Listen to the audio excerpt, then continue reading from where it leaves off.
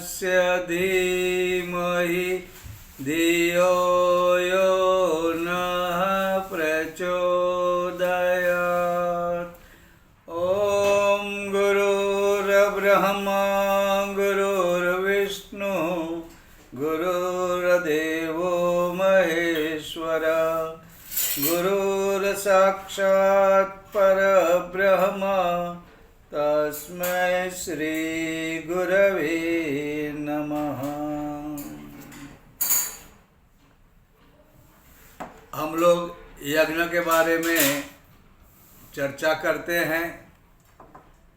यज्ञ यह हमारा कर्तव्य है, ऐसा भगवान कृष्ण गीता में कहते हैं। ये कोई विशेष काम, किसके ऊपर मेहरबानी, न भगवान के ऊपर, न कुदरत के ऊपर, न ऋषियों के ऊपर, न किसी हमारे बड़े लोगों के प्रति। इसमें तो कर्तव्य करना ही चाहिए। भगवत गीता में यज्ञ के 3 प्रकार के हैं। एक है सात्विक, दूसरा है राजस और तीसरा है तामस। यज्ञ ये बहुत बड़ी बात है। यज्ञ से बहुत लाभ मिलते हैं। यज्ञ के बारे में बहुत कुछ लिखा है। यज्ञ एक जैसे ही रहे, एक जैसे मंत्र हो, एक जैसे साधन हो, एक जैसी विधि विधान हो, फिर भी यज्ञ में बैठने वाले अलग अलग लोगों को अलग अलग फल प्राप्त होता है। ऐसा क्यों होता है? इसलिए होता है कि हेतु जो है हर व्यक्ति का अलग होता है, उनकी भावनाएं अलग होती हैं, और इसलिए यज्ञ अलग अलग हो जाते हैं। अलग अलग प्रकार से उनको फल मिलने लगते हैं। जैसे कि भगवान ने कहा है कि जो सबसे पहला जो यज्ञ है उसे कहते हैं सात्विक यज्ञ। अब सात्विक यज्ञ कैसे बनता है? यज्ञ तो एक जैसा रहेगा। अग्नि, साधन, हवन सामग्री, मंत्र, विधि विधान, कुंड, सब एक जैसा। लेकिन वहाँ पे बैठने वाले लोग बदलेंगे और उनका फल भी बदलेगा। तो सबसे पहले जो व्यक्ति बिना कोई फल की आशा, मुझे कुछ नहीं चाहिए लेकिन मेरा कर्तव्य है यज्ञ करना, ये मेरा कर्तव्य है, अगर ऐसा मानकर उनका हेतु यह है और उसे लगता है नहीं मुझे यज्ञ तो करना ही चाहिए, मुझे यज्ञ तो करना ही चाहिए, यज्ञ के बगैर हम रह नहीं पाएंगे, ऐसा, और मन से, पूरा मन से, उथले उथले मन से नहीं, अशांत मन से नहीं, एकाग्रता से, मन से, भावनाओं से, प्रसन्न चित्त से जो यज्ञ किया जाता है वह सात्विक है। ये यज्ञ बहुत कुछ देने वाला है, लेकिन जो यज्ञ कर रहा है वो ये सोच के नहीं कर रहा कि मुझे ये मिलना चाहिए, मुझे करना चाहिए, मेरा कर्तव्य, और मैं करूँगा तो उसका जो फल मिलेगा वो अलग रहेगा। अब दूसरे कुछ लोग ऐसे होते हैं जिनका लक्ष्य किसी फल के प्रति होता है। मुझे यह मिलना चाहिए, मैं यज्ञ इसलिए करता हूँ कि मुझे कुछ चाहिए, मेरी इच्छाएं परिपूर्ण हो, कुछ साधन मुझे मिले, और इसलिए यज्ञ करते हैं। कुछ लोग दिखावे के लिए, दंभ के लिए करते हैं, उनको यज्ञ के प्रति उतनी श्रद्धा नहीं है, लेकिन दिखावा करना है। ये जो दंभ है, ये जो दिखावा है, और इस यज्ञ को कहते हैं राजस। लेकिन तीसरे प्रकार के लोग भी होते हैं, वे शास्त्र रहित काम करेंगे, अन्न दान वगैरह देने की इच्छा नहीं रखेंगे, मंत्र हो या ना हो, अग्नि प्रकट कर दिया, उसमें कुछ ना कुछ डाल देते हैं, किसी को दक्षिणा तक नहीं देंगे और उनको श्रद्धा भी नहीं है, कुछ श्रद्धा नहीं है, किया उड़ गए, कोरे के कोरे रह गए, वह तामस यज्ञ है। इसलिए हम लोग जो यज्ञ करें तो हमारी भावनाएं, हमारे हेतु, हमारा पर्पस, इसके बारे में सावधान रहना चाहिए, क्योंकि आपकी सूक्ष्म भावनाएं भी आपके भौतिक वातावरण पे भी असर करती है। विज्ञान कहता है कि कोई भी सूक्ष्म वस्तु स्थूल में जा सकती है, कोई भी सूक्ष्म वस्तु स्थूल वस्तु में जा सकती है, लेकिन कोई भी स्थूल वस्तु सूक्ष्म में नहीं जा सकती। सूक्ष्म का इतना प्रभाव है, तुम्हारी अंदर की छोटी छोटी भावनाएं, तुम्हारा हेतु, तुम्हारा पर्पस यज्ञ के माध्यम से वातावरण में टिक जाता है और वैसा ही फल तुम्हें मिलने लगता है। इसलिए हमें देखना है कि हमारा हवन राजस हो रहा है हमारे लिए, या सात्विक है, या तामस है। सबके फल अलग मिलेंगे, सबके पुण्य अलग रहेंगे। कहीं कहीं पर यज्ञ से हम कुछ खराब हेतु, किसी को नुकसान करने वाला, किसको अपमानित करने वाला, किसी को दम्भ दिखाने वाला हो, तो इससे क्या लाभ होने वाला है। इसलिए हमें सावधानी पूर्वक हवन करना चाहिए। यज्ञ में जो कुछ भी होता है ये आपके मन के ऊपर आधारित है। परम पूज्य गुरुदेव कहते हैं कि जैसे कि आप देव पूजन में बैठे, अब देव पूजन में ऐसा बैठे, देवों को फूल चढ़ाया, चावल दे दिया और काम हो गया, नहीं। देव पूजन इसलिए नहीं होता है।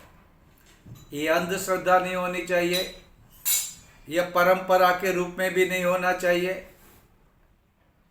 देव पूजन का अर्थ ही है देवम यजवा देवम पूज्येत। आप देव बनो, आप पहले देव बनो और आप देव बनकर ही देवता का पूजन करो। अर्थात क्या होता है, देवों के गुणों को, सद्गुणों को समझो और उसको अपने जीवन में अपनाओ। इसलिए देव पूजन होता है, देवताओं का आह्वान होता है। सिर्फ देवताओं को बुला लिया, परंपरा इसलिए फूल लगाए, चावल दे दिए, तो इससे तुम्हारा देव पूजन का कुछ अर्थ नहीं होता है। छोटी छोटी बातों को समझना है, देवताओं के सूक्ष्म गुणों को हमारे स्थूल शरीर में लाना है। और इसलिए ये जो बड़े बड़े यज्ञ होते हैं उनमें देव पूजन का महत्व होता है। महत्व इसलिए है कि देवताओं के गुणों को स्वीकार करने की एक जो परंपरा है, एक जो वातावरण है, एक जो माहौल है, वो जो मंत्र है, उससे आप अपने अंतःकरण में ले सकते हैं। और जिस दिन हमारे जीवन में देवताओं के गुण आएंगे तो हम भी देवता आएंगे। इसलिए कहते हैं ना, देवताओं को खुश करो, देवता तुम्हें खुश करेंगे। इसका अर्थ ऐसा होता है, यानी आपने कुछ सुपारी दे दी और देवता आपको बहुत कुछ दे देंगे, ऐसा सोचना नहीं है। देवताओं के गुणों को लेना है।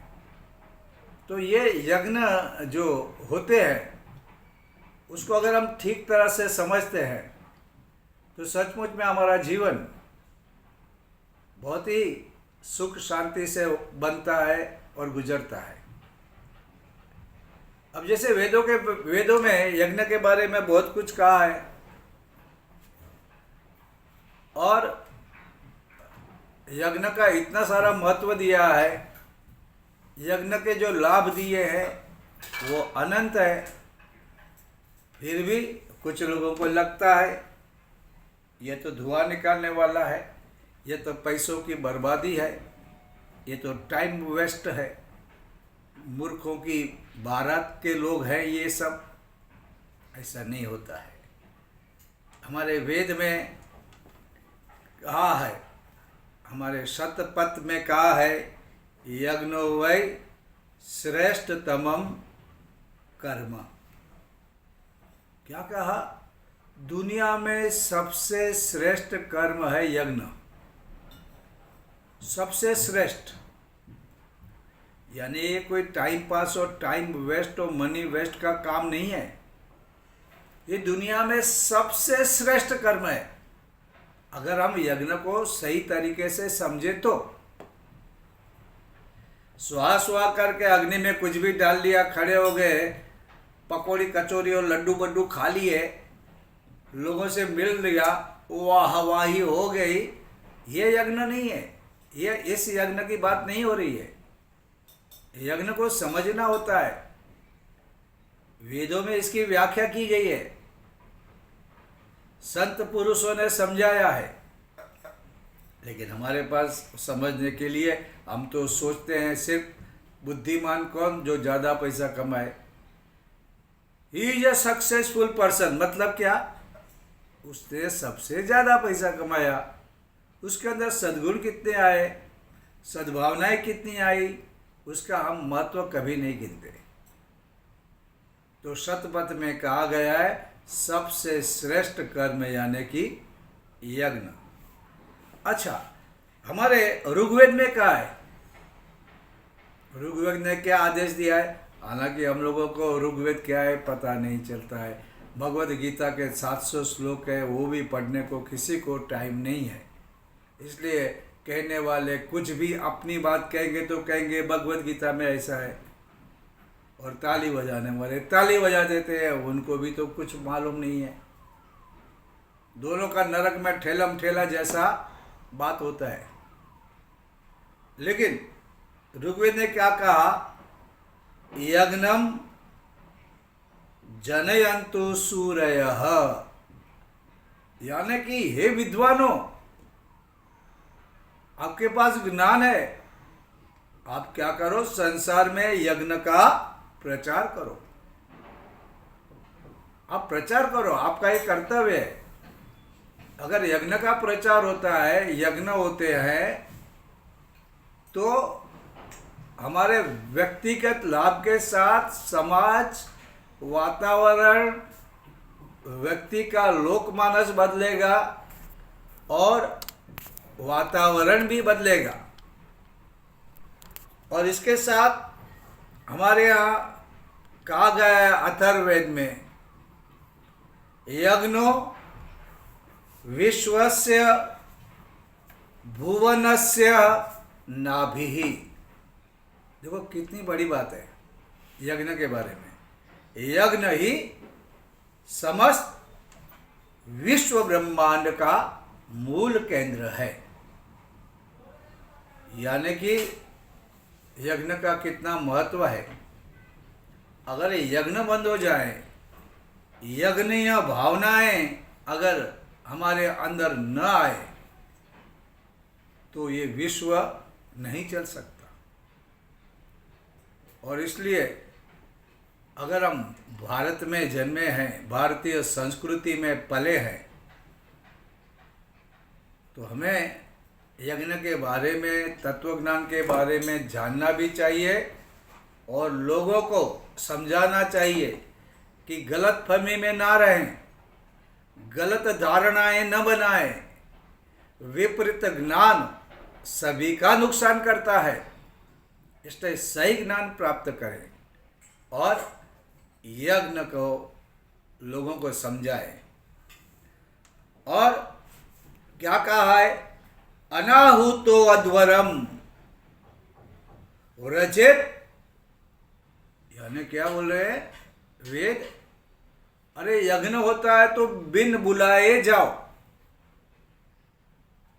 ये हमको तो नहीं बुलाया, हम क्यों जाए?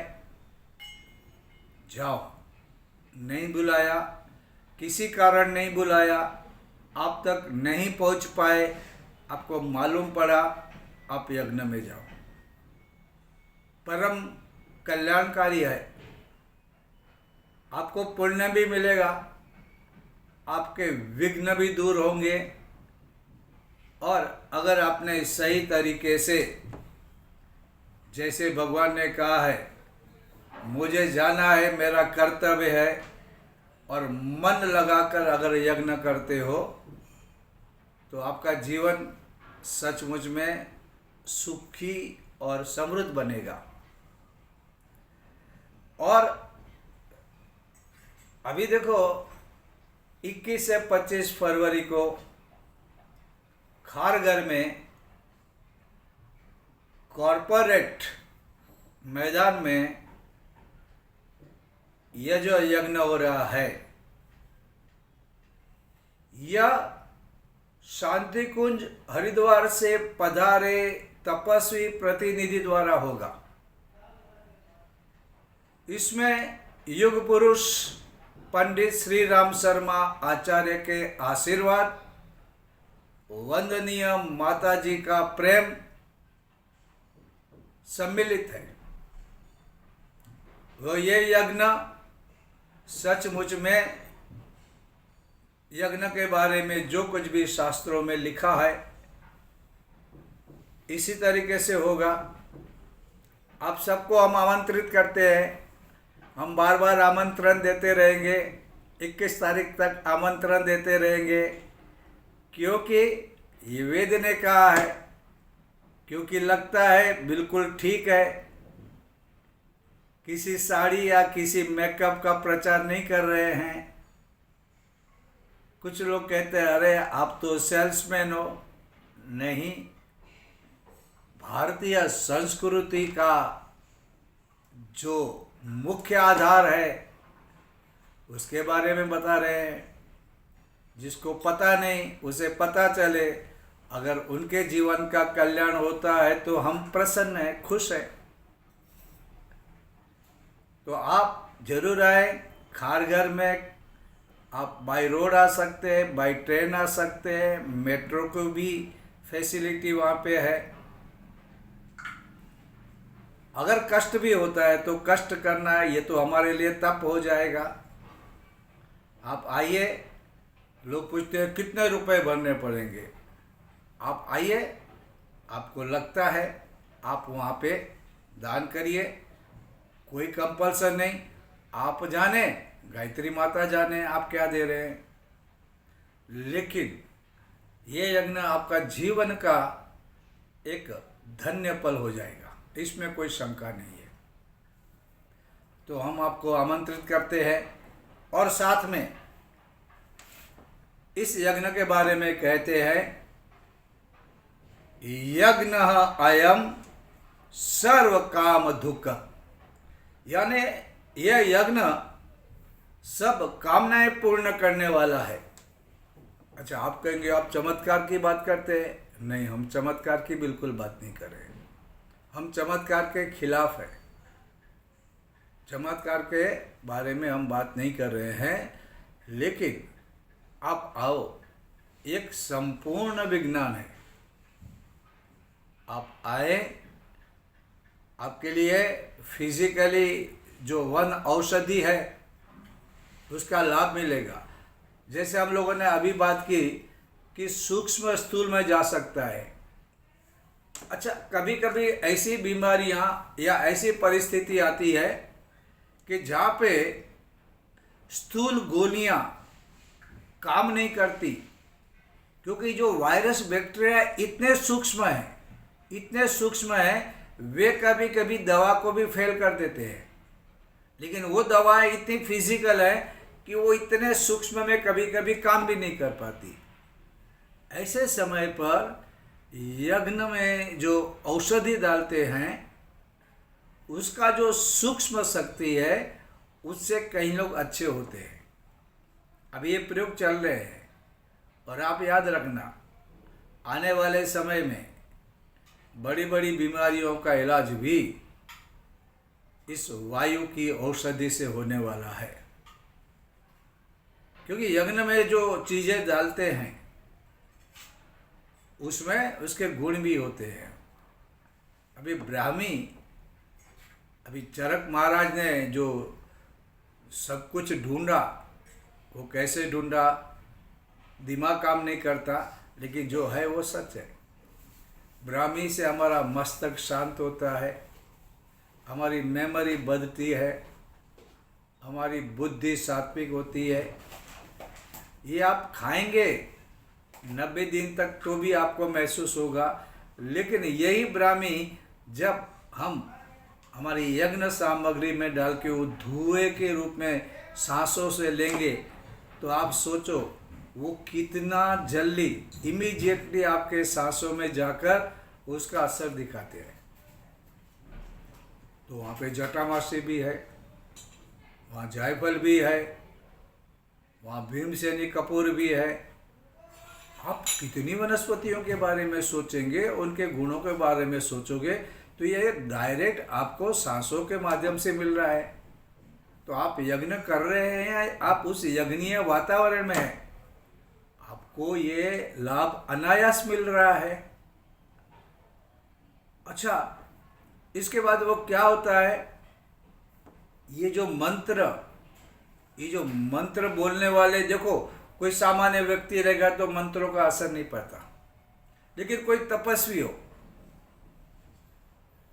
किसी ने मंत्र को सिद्ध किया हो, उसके पीछे किसी ऋषियों का आशीर्वाद हो, तो वो मंत्र बोले जाएंगे, वो इतने असरकारक रहेंगे, वो आपके भीतर, आपके अंतःकरण में उतर जाएंगे। आप फिर चलते फिरते उस वातावरण में जिएंगे। और जब इंग्लिश में कहे तो जब आपका सबकॉन्शियस माइंड तैयार होकर स्वीकार कर लेगा तो वे आपके आदत नहीं संस्कार बन जाएंगे, फिर आप चलते फिरते वैसे बन जाएंगे। और मंत्रों का जो उच्चारण होता है, उनका तप होता है, और साथ साथ मंत्रों के उच्चारण के साथ जो संगीत होता है वो इतना आह्लादक, इतना भव्य होता है कि शब्दों में नहीं कह सकते। ये आप आकर अनुभव कर सकते हैं। और ये इस यज्ञ का पर्पज कोई स्वार्थ नहीं, न पैसा इकट्ठा करना है, न धन इकट्ठा करना है, सिर्फ भारतीय संस्कृति का दिग्विजय करना है। यहाँ पे सर काटना नहीं है, सर बदलना है, विचारों को बदलना है, आस्थाएं बदलनी है, सोच बदलनी है, कार्यशैली बदलनी है, भव्य भारत को बनाना है, हमको भी सुधरना है। हम सुधरेंगे तो युग सुधरेगा, हम बदलेंगे तो युग बदलेगा। सिंपल फॉर्मूला, बिल्कुल सत्य मार्ग, हमको उस तरह से चलना है। हम आपको आमंत्रित करते हैं। वो जैसे कहा कि इसमें किसी ने कोई व्यक्ति नहीं, ये ऋषि सत्ता का कार्य है, ये प्रभु का कार्य है, ये प्रभु करवा रहा है। और आपको भी ये बदलते हुए भारत के प्रभु कार्य में आपको आना है। तो आप जरूर आए, परिवार के साथ आए, पहले जानकारी दो तो कुछ व्यवस्था भी हो, अच्छी हो सकती है। तो आपको ये आमंत्रित करते हैं। यज्ञ में बहुत से लोग आएंगे। क्या होगा, जैसा यज्ञ का होता है, यज्ञ में संगतिकरण होगा, मिलेंगे, हम लोग जाते हैं और आपका यज्ञ कुंड बनेगा, आपके लिए जो व्यवस्था बनेगी आपको मालूम भी नहीं किसने की होगी। आप जिस कुंड पे बैठे हैं वो कुंड बनाने वाला आपके सामने हो या ना हो, वो यज्ञ में बैठे या ना बैठे आपको, लेकिन आपको फैसिलिटी मिल रही है, यानी ये भी यज्ञ है। कोई किसको निस्वार्थ भाव से कुछ दे रहा है, यह भी यज्ञ का एक भाग है। अपने स्वार्थ के लिए नहीं, अपने अहंकार पूर्ति के लिए, आपकी पहचान भी नहीं। कौन मेहनत कर रहा, कौन पसीना बहा रहा है, न आपको जानता है ना आप उनको कभी भी जान पाएंगे। लेकिन ये व्यवस्था हुई, ये भी तो यज्ञ है ना। इससे बड़ा यज्ञ हो सकता है क्या? यज्ञ की व्याख्या समझोगे तो पता चलेगा यज्ञ क्या है। लेकिन जब तक यज्ञ के बारे में सोचोगे नहीं, और कुछ लोग ऐसे ही बोलेंगे अरे क्या है, धुआं हो रहा है, बेकार जा रहा है, इससे तुम किसी को दवा दो, किसको कपड़े दो। अरे भैया वो सब तो हो रहा ही, वो यज्ञ का एक भाग है। आप यज्ञ को तो समझो, सब कुछ हो रहा है, निस्वार्थ भाव से हो रहा है। ब्लड डोनेशन भी हो रहा है, वो भी तो सामाजिक कार्य है। लेकिन ये हमारे लिए तो यज्ञ कार्य है। कुछ नहीं चाहिए, बस भिन्न भिन्न तरीके से अंगदान की बात कर रहे हैं, यज्ञ है। हमारा शरीर यज्ञीय बन रहा है, इसको आप समझिए। हिमालय दर्शन करके अपना भव्य संस्कृति को समझे। हिमालय बातें की है, सचमुच में अनुभव करो। एक हिमालय बनाएंगे, आपको देखना है वहाँ पे क्या हो रहा है। और सबसे बड़ी बात, 3,532 के ऊपर किताबें हमारे गुरुदेव ने लिखी है। कोई भी विषय छोड़ा नहीं है, और सब व्यवहारिक, प्रैक्टिकल, कुछ भी बकवास नहीं। जो लिखा है वैसा जियोगे, सचमुच में जीवन बहुत बढ़िया बनेगा, बहुत बढ़िया। अब ये सब आइए, देखिए, अपने साथीदारों को बुलाइए। यहाँ कोई रोक टोक नहीं है, सभी का स्वीकार है, न जाति पाति की भी कोई बात है। सब लोग आ सकते हैं, प्रेम से आए, इसमें भाग लें और अपना जीवन, और सिर्फ अपने बारे में नहीं, राष्ट्र और विश्व के बारे में सोचें। हम तो भारतीय संस्कृति तो विश्व के बारे में ही सोचती है, सिर्फ अपने लाभ के लिए नहीं। हम दूसरों के दुखों में भी भागीदार बनते हैं, लोगों से मिलजुल कर खाते हैं। ये अपनी संस्कृति है। अब यह संस्कृति की ज़रूरत दुनिया को है। अब सबकी नज़र भारत पे है, सबकी नज़र, और भारत ही सब कुछ देगा। फिर से भारत आगे बढ़ेगा, महान बनेगा, और विश्व को कुछ ना कुछ देगा। ये यज्ञ जो है उसी का एक हिस्सा है। ये ऋषियों की संवेदनाएं प्रकट करने वाला यज्ञ है। आपको फिर से आमंत्रित करते हैं, आप सभी आइए और इसमें भागीदारी लीजिए।